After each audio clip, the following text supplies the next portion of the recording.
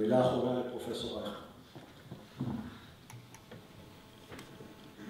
המבחן האמיתי, האם מדינת ישראל תמשיך להיות נאמנה לחזון הציוני או שתסטה ממנו.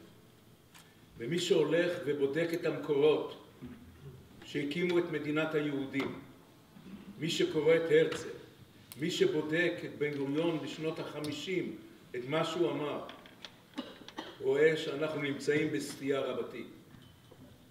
הרצל דיבר על הקמת מדינת היהודים לפי משפט העמים.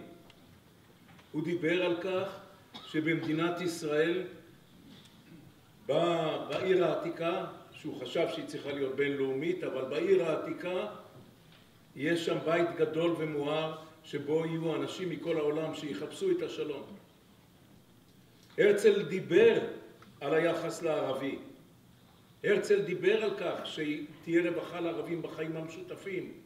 והדבר המרכזי היה אצלו הסיפור באלטנוילנד, שבה יהודי רב שהתנגד לציונות עלה לארץ עם הקמת המדינה ורץ בבחירות הראשונות תחת הכותרת לא לתת לערבים להצביע. והרצל מספר את הסיפור הזה כביכול שהוא ניגף בבחירות וכמובן שברח מהארץ. והסיפור הזה הוא הסיפור ההפך ממה שהרצל חווה בווינה באותה תקופה, שבעיר וינה, שהיא מדינה פדרלית בתוך אוסטריה, ראש העיר אז העביר החלטה שיהודי לא יישב במועצת, לא יהיה חבר במועצת העיר, שיהודי לא יכול להיות עובד של העיר, ולא יהיה עסק עם יהודים מחוץ לעיר. ואת זה הרצל בא למנוע במדינת היהודים. והחזון של מדינת היהודים היה להקים מדינת מופת. וחוזר על זה בן גוריון. ובן גוריון אומר, הדבר המרכזי בתפיסת הביטחון של מדינת ישראל היא השאיפה לשלום. כיוון שהשאיפה לשלום היא זו שתיצור השראה בין אומות העולם ותתמוך בנו במאבקים שלנו. עכשיו באים וצריך לזכור, המהפכה הציונית הייתה בכך שהפכו את הנושא של העם היהודי לא לשאלה דתית, כיוון שהמהפכה הציונית הייתה בראש ובראשונה בכך שבאו ואמרו שלעם או לשבט היהודי יכול להיות אתאיסט ויכול להיות אדם דתי. וכותב הרצל שהרבנים יהיו בבתי הכנסת כמו שהגנרלים בקסר קטינים שלהם. עכשיו באים ומנסים להפוך את כל היוצרות.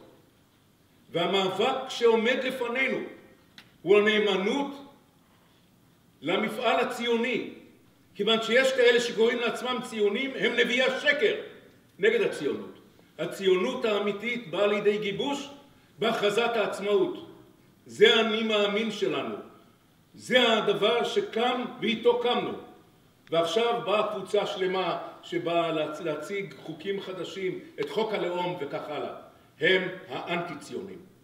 ולכן זו השאלה שעומדת בפנינו.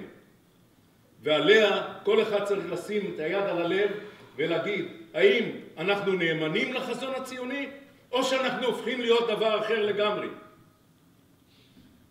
ולכן כל הוויכוח כאן הוא לא ויכוח אסטרטגי, הוא ויכוח מהותי לאן אנחנו הולכים. ואני, שהקמתי את המקום הזה, כדי להמשיך את המורשת הציונית, כדי להביא אנשים מחוץ לארץ, שיחיו כאן, ובאים הנה אלפים שלומדים כאן, ב-70% מכל האנשים מכל העולם שבאים כאן הסטודנטים עושים עלייה, ואנחנו תומכים בזה.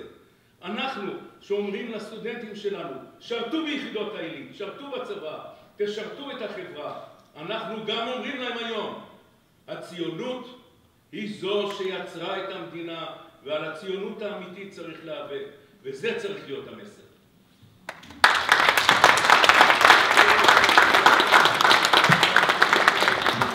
תודה רבה לפאנליסטים וגם מארגני הקרן.